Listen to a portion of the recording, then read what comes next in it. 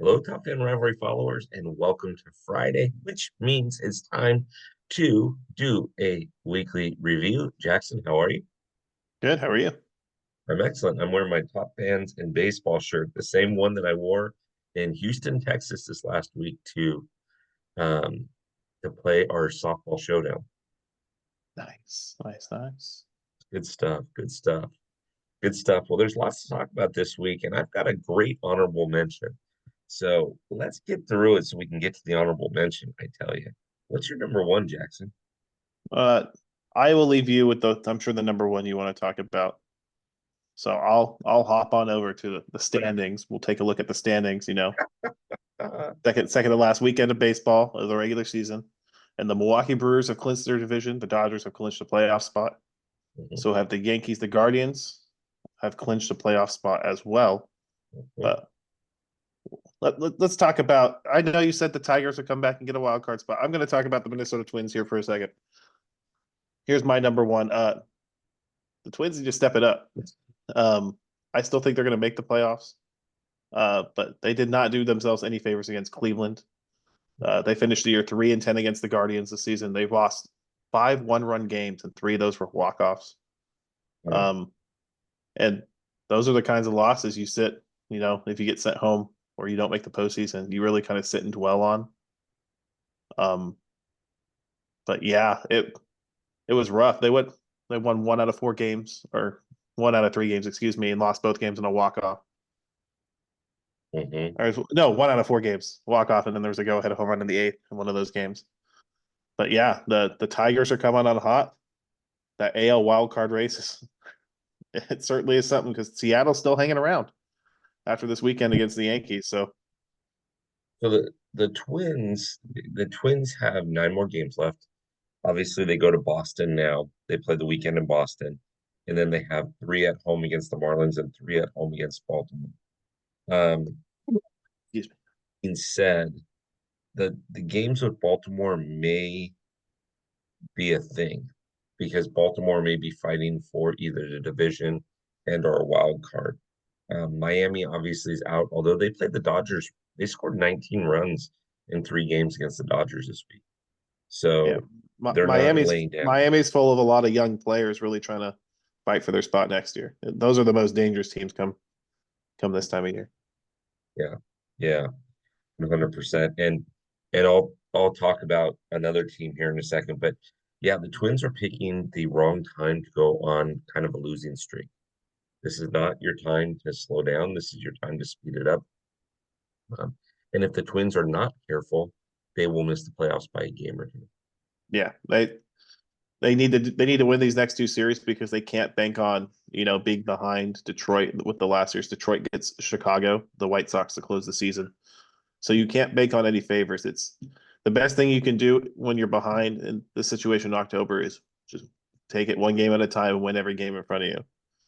If you go 10-2 and the team in front of you goes 12-0, you can't feel bad because you went 10-2. Yep. But you're going to feel bad if you drop winnable games. Yes. If you go 6-6, then you're going to feel bad when the other team goes 10-2. No, I Yeah. agree. I agree. Okay, Jackson, you want me to do this. You know you want me to do this. Oh, I know you want to do it. So Number one, probably arguably the best player in baseball, maybe ever, but arguably definitely in the top 10 ever to play the game. Mr. Shohei Ohtani goes 6 for 6 last night with three home runs, 10 RBIs, and is now not only just part of the 50-50 club, but he's part of the 51-51 club. Vegas odd makers have him in the last 9 games, joining the 70-70 club. I agree with them. I think he's going to hit another 19 home runs. So, no, I'm teasing. But no, congratulations, Shohei Ohtani. He's doing something that no man has ever done, and it's incredibly special. Watch. What are your thoughts on this? And I'm going to circle back uh, around to this in a second. what a game, really. 6 for 6. He look. I don't know why Dave Roberts sent him up to bat in that ninth inning to get a third home run off the position player, but sure, why not just cap his greatest game ever with another 3-run home run? He Yeah. had 10 RBIs. He now holds the Dodgers franchise record for home runs. Here I have a some fun facts for you. Fun facts. I love It's them. the most total bases ever while stealing more than one base in a game. He almost had the cycle. He got thrown out at third base. If he had done that, he would have had the most RBIs in a cycle. But going back to what he actually did, is it's the seventh game of 17 or more total bases, and it's the first one without hitting 4 home runs. That's really Yeah, impressive. yeah, yeah. So it's interesting because I was watching a bunch of talking heads yesterday, and I like Harold Reynolds. I like a couple of guys that are on the MLB network, but I was watching these guys, and Harold Reynolds said, and I quote, even if Shohei were still in Anaheim and had this season, it still wouldn't make a difference. The Angels still wouldn't be in the playoffs. Uh, And so, what do you think? I think with how weak the American League has been this year, they'd definitely be in a wild card spot.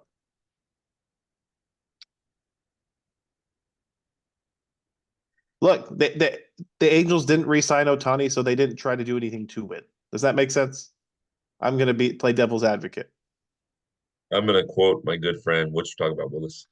I Mm-mm, I I agree with Harold Reynolds. One man doesn't make a team. And I don't know that Shohei does what he does if he were playing for the Angels. Remember, I I'm just Shohei's saying. good. I'm just saying though, it certainly would, team management would have spent more money on pitching or tried to get better arms if he were on the Angels. But at the end of the day, he's not. I agree with you. I don't. If you took his stats and like stat for stat plugged him in on the Angels, they would be like a fringe playoff team, I think. But you're not getting that kind of production out of Ohtani and Anaheim with the owner situation and how upper management treats the Angels organization as a whole. I'm just going to leave it. Yeah. It was I again, Shohei hasn't had the protection behind him over the last several years where they actually have to pitch to him. They could pitch around him. And especially this year with Trout going out early, and Anthony made out of Glasser and Doan going out and then in and then out and then in. There's nothing to protect Shohei at all. So I don't know that he goes 50-50. It's a lot of what ifs. Mm-hmm. But he did go 50-50. He's 51-51. I'm saying he's going 80 for 80 this season. I think he's still got another 29 home runs and 29 stolen bases in the last 9 games in him. So why not, right? Why not? All right. Go ahead with your number two. Uh, my number two. Hmm. Oh, I have it right here. How about the New York Mets? I'm going to give them credit. They just keep winning. They'll lose a game and they just keep winning. They're now winners of 4 straight. They shellacked Philadelphia last night. They just can't seem to lose, and it seems to me like they're playoff bound. If I were to pick one of the three NL wildcard teams, I'd probably put the Mets finishing beneath the Padres. I certainly think they've been the best team in baseball since around June, mid June, after their horrible start. But yeah, they look like it's a young team. It's gelling. They got Lindor goes down. They pull up Luis Angel Acuna, and he's hitting like 400 in like 5 games or something like that.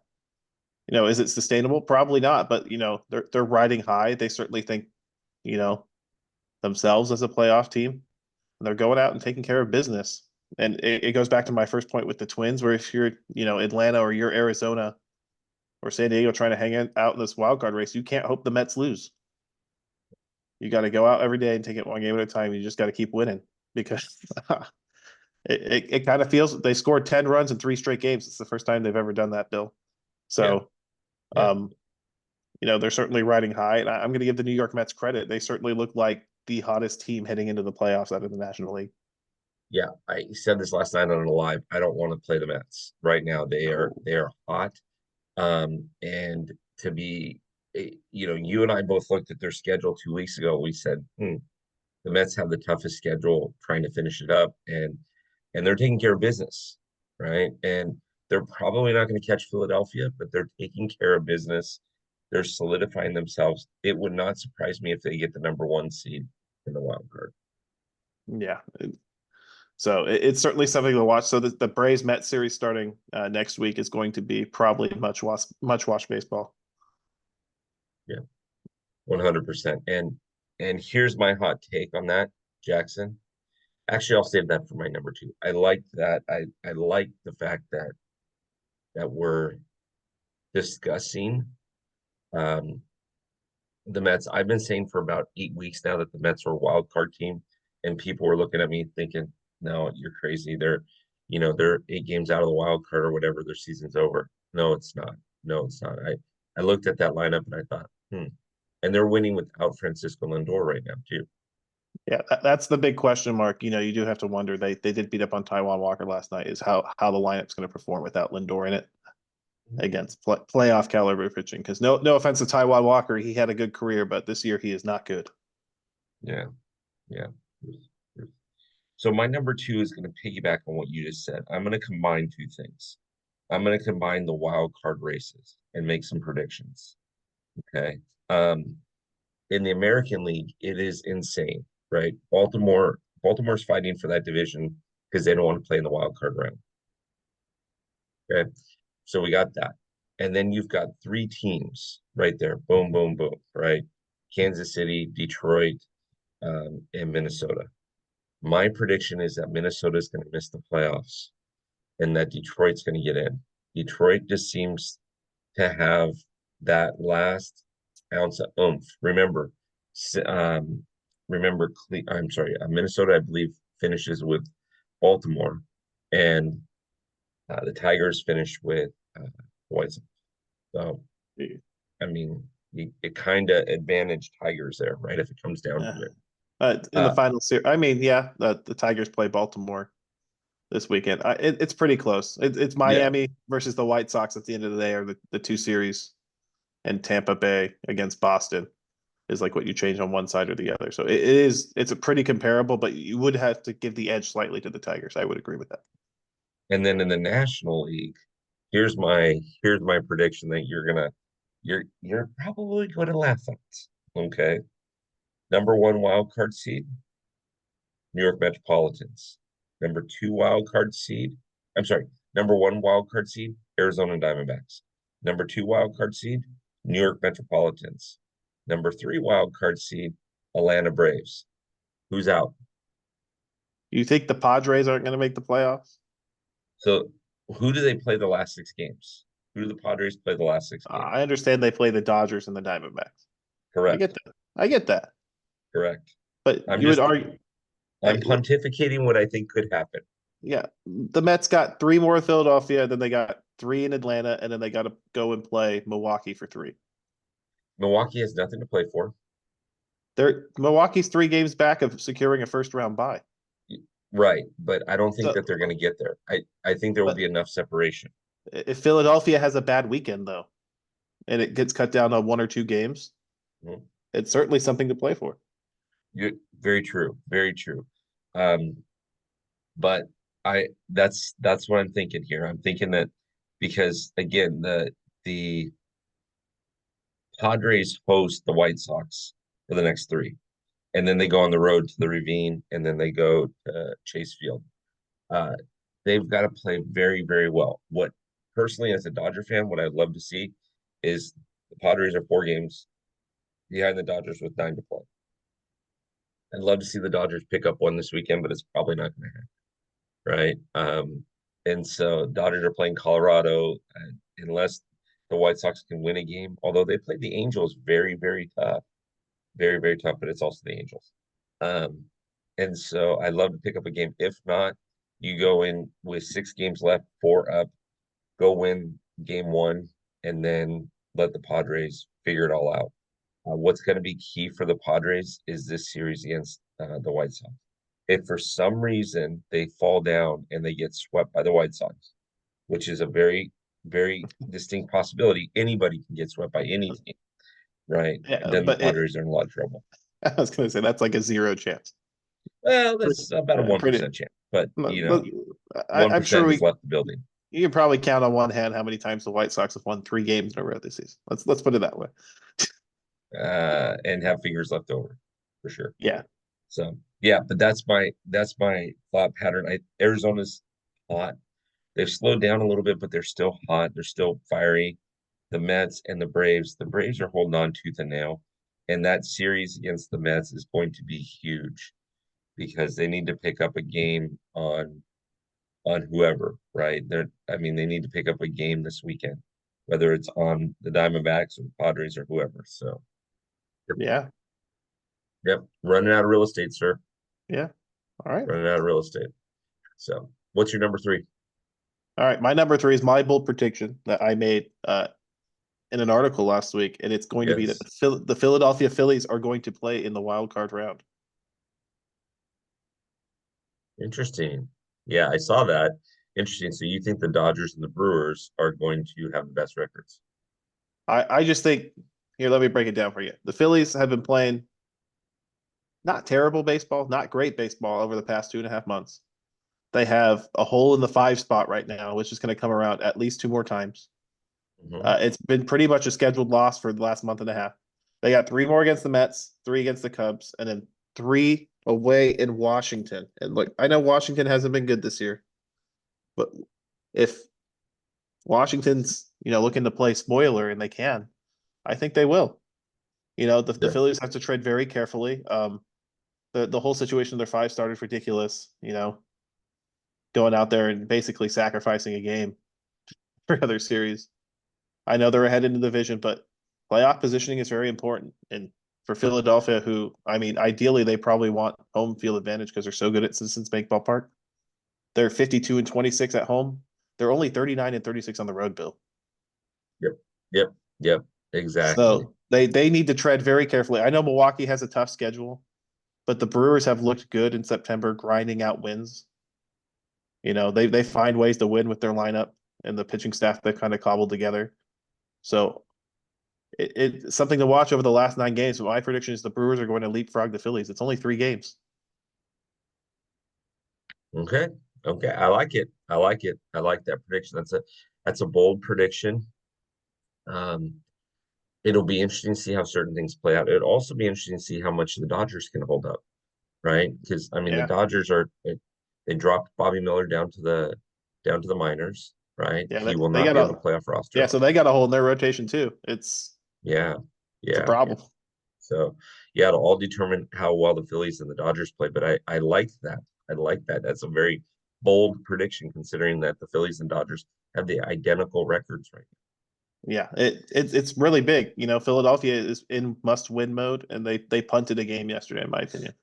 now. Yeah. They tried to stretch Taiwan Walker more than 3 innings, and it ballooned into a 6 run inning. You can't do that. Not in September. Not when these games still matter. It doesn't matter if you're 6 or 7 games up in the division or whatever. I don't care if you're content with just winning the division title. That's fine.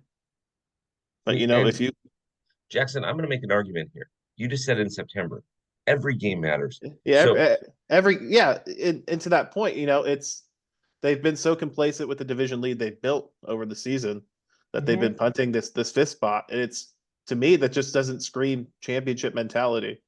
And I know Phillies fans are going to come at me for it because I'm a Braves fan, but it bothers me when the Braves do it. It bothered me that every game of a doubleheader, Bryce Elder would come up and not give the team a chance to win.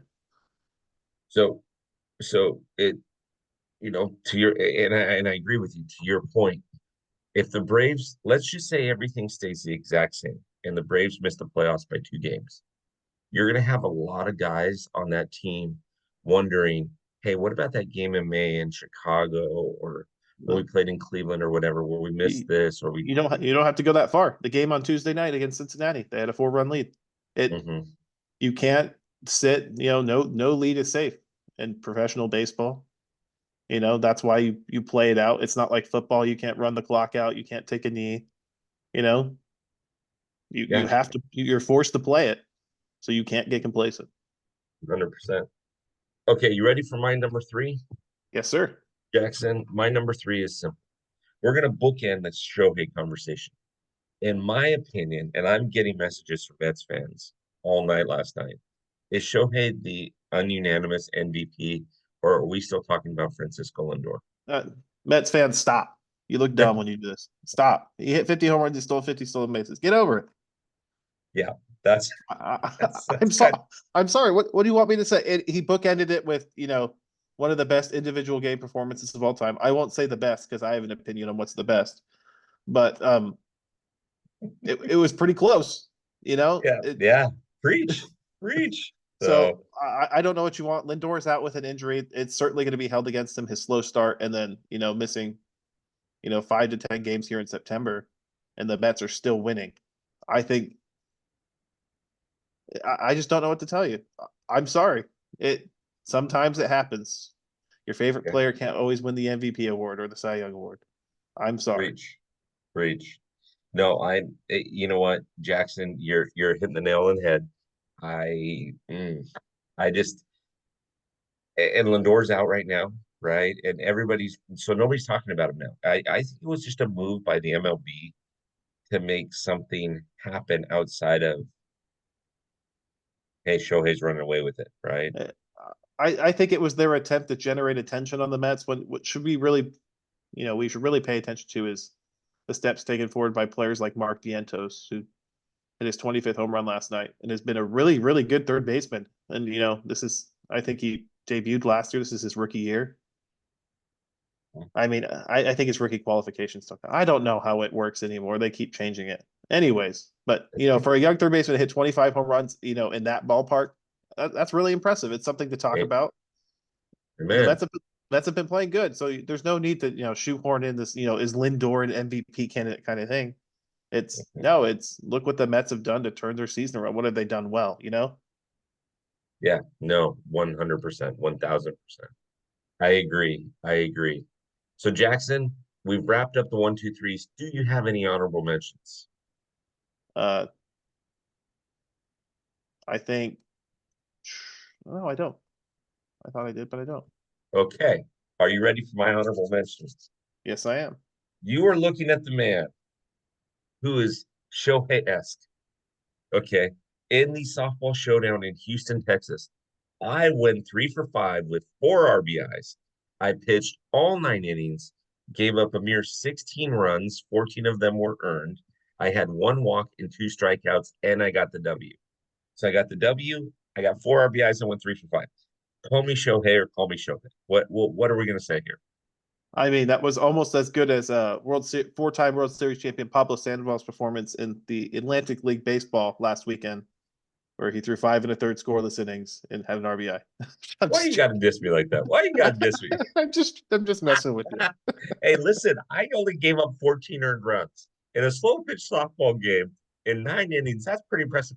And not only that, that very next day after throwing that many pitches, I done gone through a strike on the first pitch to the Sugarland Space Cowboys. So, I didn't bounce it. I threw a strike. So Look, that, you know what? That is impressive. The amount of people that can't throw a first pitch strike. I threw from the rubber too, Jackson. I got pictures of it. I threw from the rubber. I knew you would. Just gonna You say. So you got that confidence, that swagger. You go. I don't need the front of the mound. that's my honorable mention. That's right. You're, I mean, I'm Shohei S. 3 for 5, 4 RBIs, give up 14 earned, 16 total runs, get it 2 strikeouts and 1 walk. By the way, 2 strikeouts is hard to do. It's a little bit softball, but get 2 strikeouts and I got the dub. And I got the dub. So does it get any better, Jackson? No, it does not. You are going to need to come out next month. We're playing another softball tournament next month. You got to come have a reason to come out to California. We'll see. We'll see. All right, Top Fan Rivalry followers, Jackson and I are completing the second to last uh, full week of the season. Next week is the last week of the season, full week of the season, I should say, before the playoffs are concerned. Jackson, we've got events coming up. So we got the event with Russell Holmes, who's an Olympian, Team USA Olympian. Absolutely amazing guy, but it's a locker room exclusive event. So if people are listening to this and they're gonna go to the and figure out what the locker room is, it's $25 a year right now. $25 a year. A year. And we're even gonna give you a discount on top of that. What's the discount, Jackson? You use code Jackson. You get Use 10% off. code Jackson. Ten That's percent right. off your membership, and then you could use that code again and the shop to pick up some swag, like that shirt Bill's wearing. Like the top fans in baseball shirt. That's Top right. fans and baseball shirt. 10% off. And Yep, for, yep, from yep. my understanding, it just works on anything It all the just time, works. all the time. So don't pay full price for anything. Yeah, don't pay full price for anything. Just be awesome. Just do awesome things out there, right, Jackson? Yes, sir. All right, my great and good friend. Well, let's do it again next week. All right, sounds good. All right, have a good one, all.